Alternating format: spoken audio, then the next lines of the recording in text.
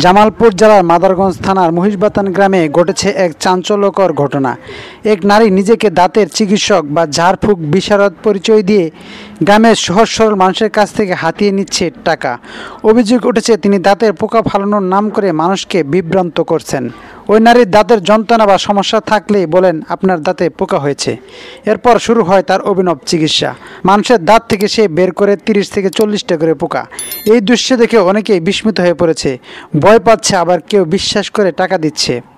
মানুষের ঘিরে যায় কিন্তু সংবাদেও ঘিরে যায় না, আর্মি মেজর আছে সোশ্যাল মিডিয়াও ঘিরে যায় না, পুলিশ আর্মি আছে আরও ঘিরে যায় না।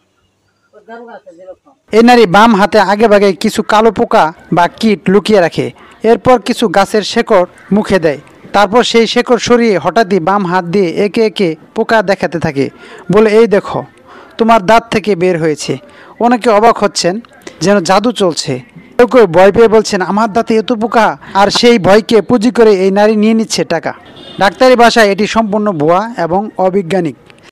আপনারা অনেকে দেখে থাকবেন গ্রামে দাঁতের ভিতর থেকে পোকা বের করে। আসলে কি দাঁতে পোকা হয়? আবার অনেকে বলে আমার দাঁত পোকা খেয়েছে তাই দাঁত কালো হয়ে গিয়েছে। আসলে কি পোকা দাঁত খায়? যদি এক কথায় বলতে হয় তাহলে না। দাঁতের মধ্যে এত পোকা থাকতে পারে না। এটা এক ধরনের মানসিক প্রতারণা। কাউকে এমন প্রতারণা করতে দেখলে গ্রাম পুলিশ বা ইউনিয়ন পরিষদকে জানান। এ ধরনের প্রতারকরা গ্রামেগঞ্জে বিশ্বাসী মানুষের সরলতাকে ব্যবহার করছেন।